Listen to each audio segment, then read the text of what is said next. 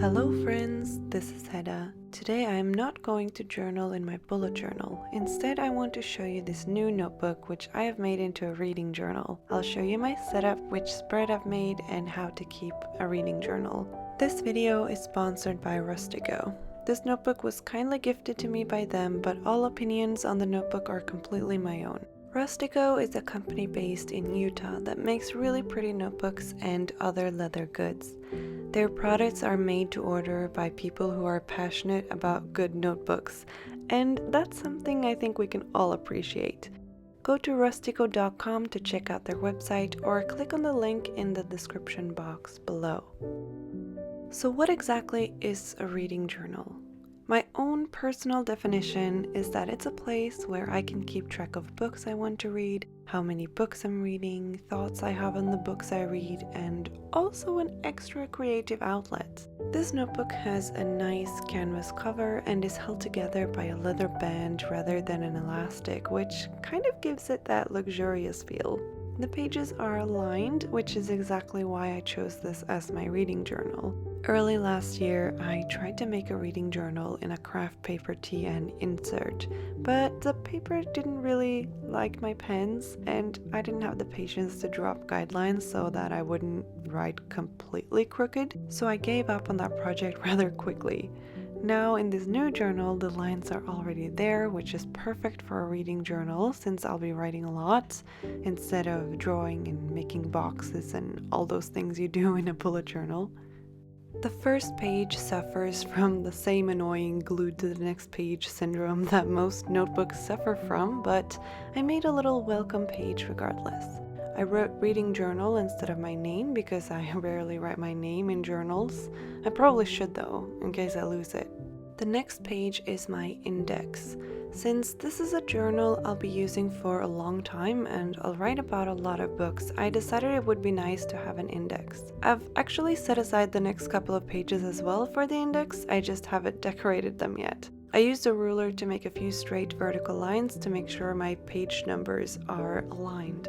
This colorful spread is my books to be read spread. It's a visual list of the books I am intending to read in the near future. As you can see, I've managed to almost fill up the entire spread already. I also have 2 more spreads after this where I can make additional books to be read spreads. Since this is not a journal I'm intending to use for just 1 year, but rather for as long as it lasts really, I set aside extra space in the beginning. I used pages to adjust each picture to have a width of 2 centimeters, and then I made sure to cut some of them shorter if they were really long. It's super simple and a great way to make a visual bookshelf instead of having to draw each and every book like most people seem to do. Following this spread is my manga to read spread. I used to read tons of comics when I was a teenager, and I still like to read some now and then. I'm pretty sure I won't read that many series though, so I didn't make as much room on this spread. On the left side, I printed out the covers of the first volume of each series, and on the right page I have a list of all the volumes where I can tick the boxes as I go.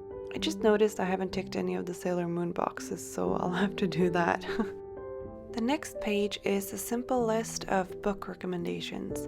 This is where I write down books I get recommended by friends, but mostly by one particular friend. And it's not supposed to be fancy. The pages in this notebook has a tiny vertical line about 1 centimeter away from the edge of each line, which makes for a perfect spot for a bullet point, so that's what I made. As you can see, I have lots of room here, so please drop your book recommendations in the comments. Next up is my 2020 cover page. I set up this journal around Christmas and it was so calming to set it up.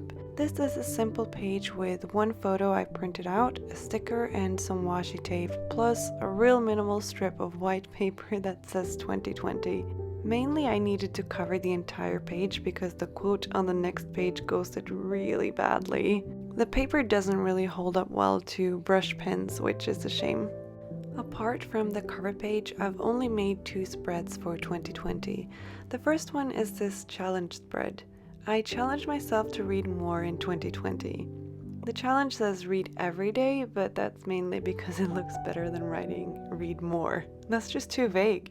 I fill a square each day I read. So far I've only included reading for fun and not reading for university, but I'm not sure if I should count that towards the reading challenge or not. What do you think? On the left page, I have a quote that says, "Sometimes you just need to lay on the couch and read for a couple of years," which I thought was really funny and fitting. Next up is my 2020 review page, and this part will be much more interesting at the end of the year than it is now. Basically, I have one table for each month, and this is where I fill in what kind of media I read my books in. Physical books, audiobooks, ebooks, manga, and articles. I do regret including articles because, like I said, I'm not quite sure whether or not to actually include them, but we'll see what I end up doing. For right now, this spread is boring and empty, but hopefully it will be full by the end of the year. And now we get into the fun part. This right here is my spread for January. On the left side, I have a collage that says January Reads, and on the right side, I wrote down all the books I read in January. I wrote down when I started and finished them, my rating, etc.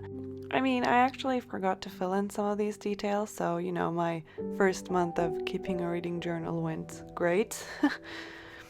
Oh, I should mention that in most of the long-term spreads, I used my favorite Muji gel pen in the size .38 to write with.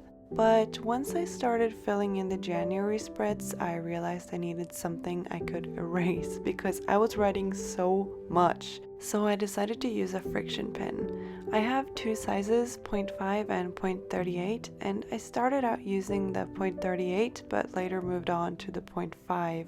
Simply because it felt a little bit smoother. I don't like that the ink is kind of gray instead of black though, but I'll survive it. The next few pages are spreads I made for each book I read in January. I haven't completed all of them yet, but I'm working on it. This was kind of my experimentation period. I just put some fitting pictures in there with a book cover and wrote whatever came to mind.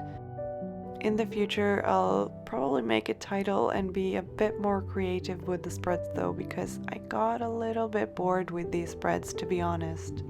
There are a few things I've had to get used to with this notebook. For one, the paper is slightly cream colored, so when I glue in completely white paper, it looks a bit strange, as you can see from my fruits basket spread.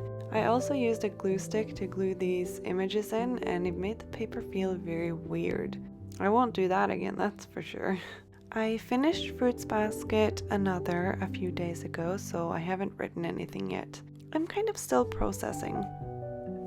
The last thing I want to do today is make my February collage. I'm not doing monthly themes in this journal, as I have more than enough with coming up with themes for my bullet journal. Instead, I'm sticking to brown tones in this entire notebook, and I hope that it'll come out looking put together and intentional. For this collage, I'm using some pictures I printed out from Pinterest, some stickers, and I'm writing February Reads on a separate piece of paper and gluing it in with pieces of double-sided tape. I'm not going to set up the right page because that's something I need to fill in throughout the month. I want the monthly spreads to be easy and low maintenance, otherwise I won't do them at all and just make the book spreads, as those are the most important after all.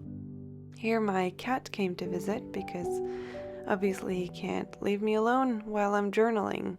Like all cats, this is what they do. They just like paper for some reason. Which, makes me realize I have a lot in common with cats because I also love to sleep and I love paper. Anyway, that's all I wanted to show you in this video. I hope you enjoyed it, and if you'd like to see more from me, please subscribe to my channel. And don't forget to write your book recommendations in the comments below. I'd love to check out your favorite books. I hope you're having a lovely day, and I'll see you next time. Bye!